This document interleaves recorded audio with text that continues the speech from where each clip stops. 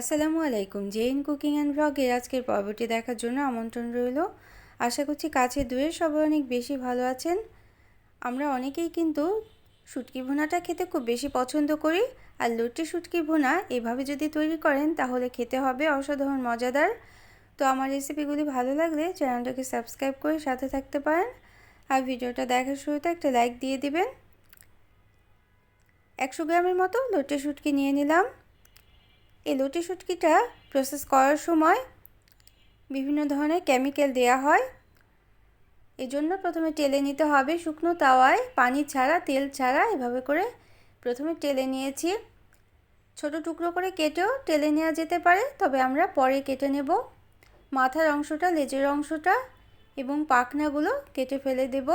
তো এভাবে কিন্তু টেলে যদি নেওয়া হয় তাহলে শুটকি ভুনাটা খেতেও অসম্ভব মজাদার হয়, এজন্য অবশ্যই টেলে নিতে হবে।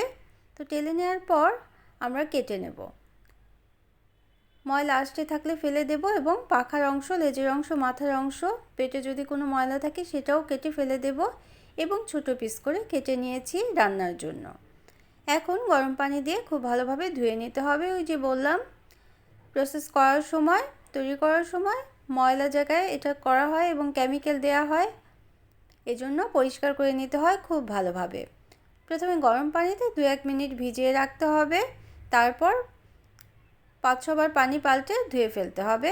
বাড়তি লবণটা থাকলে সেটাও কিন্তু চলে যাবে এবং কেমিক্যাল বা যেসব ময়লা অংশ থাকে সেটাও কিন্তু চলে যাবে। এভাবে ভালোভাবে ধুয়ে পরিষ্কার করে নিলাম। এখন আমরা রান্নাটা করব। তো রান্না করার আগে সামান্য হলুদ গুঁড়ো এবং লবণ দিয়ে ভেজে নেব এই শুটকি মাছটা। শুটকি রান্না করার একটা টিপস হচ্ছে, অনেকেই কিন্তু শুটকি খেতে চান না, আলাদা একটা স্মেল আসে। আর যদি এভাবে করে ভেজে নেন তাহলে কিন্তু কোনো স্মেলটা থাকবে না এবং খেতেও কিন্তু অনেকটাই সুস্বাদু হবে। এই কাজটা কিন্তু অবশ্যই করে নেবেন। তো এখন মশলাগুলো আমরা তৈরি করে নেব। 2 চা চামচ শুকনো মরিচের গুঁড়ো নিয়ে নিলাম, আধা চা চামচ জিরে গুঁড়ো, আধা চা চামচ ধনে গুঁড়ো এবং আধা চা চামচ হলুদের গুঁড়ো নিয়ে নিলাম। খুব বেশি মশলা কিন্তু লাগে না শুটকি ভুনাতে, তবে একটু ঝাল ঝাল হলে খেতে কিন্তু অনেকটাই মজাদার হয়। এই টিপসগুলো ফলো করলে শুটকি ভুনা রেসিপিটা অনেকটাই খেতে ভালো লাগে। তো পানি দিয়ে আমি গুলে নিলাম। এভাবে করে গুলে যদি রাখা হয় তাহলে কিন্তু বাটা মশলার একটা ফ্লেভার পাওয়া যায়, আর তেলের পরিমাণটাও একটু বেশি লাগে, আর পেঁয়াজের পরিমাণটাও একটু বেশি লাগে শুটকি ভুনা তৈরি করতে। তো তেলের মধ্যে পেঁয়াজটা একটু নরম করে প্রথমে ভেজে নিতে হবে, তারপর আমরা মশলা দিয়ে দেব। এখানে আদা আর রসুনের পেস্ট 1 টেবিল চামচ পরিমাণ দিয়ে দিলাম। তো আমরা রসুন কুচি ব্যবহার করব সবার শেষে।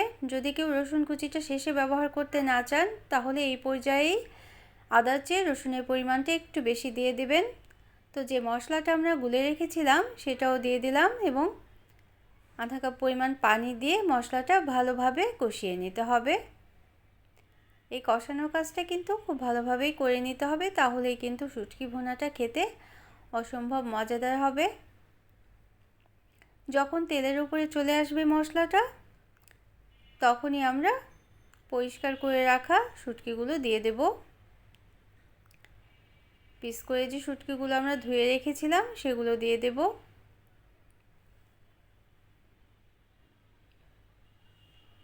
তো আর আধা কাপ পানি দিয়ে বাটিটায় যে মশলাটা গুলেছিলাম সেই পানিটা দিয়ে লবণ দিলাম এবং একটা তেজপাতা দিয়ে আমি আরও কিছুক্ষণ মশলাটা ভুনে নিলাম।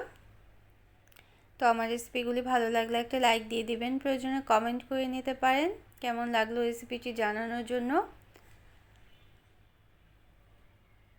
আর শেয়ার করে নিতে পারেন ফ্রেন্ডস অ্যান্ড ফ্যামিলির সাথে যাতে অন্যরাও দেখতে পারে। তো আমরা শুটকিটা দিয়ে দিলাম, ভেজে রেখেছিলাম, ভেজে প্রথমে ধুয়ে নিয়েছিলাম, তারপর একটু লবণ হলুদ দিয়ে ভেজে নিয়েছিলাম শুটকিটা, সেটা আমরা এখন মশলার মধ্যে দিয়ে প্রথমে পানি ছাড়া এভাবে করে কিছুটা সময় নেড়ে নিতে হবে। তারপর এই শুটকিটা সিদ্ধ হওয়ার জন্য পানি দিয়ে দিতে হবে। অনেক সময় শুটকি নরম থাকে, সেক্ষেত্রে পানির পরিমাণটা কম দিতে হবে, আর শুটকিটা যদি একটু বড় সাইজের বা একটু শক্ত থাকে তাহলে সেই অনুযায়ী কিন্তু পানির পরিমাণটা দিতে হবে।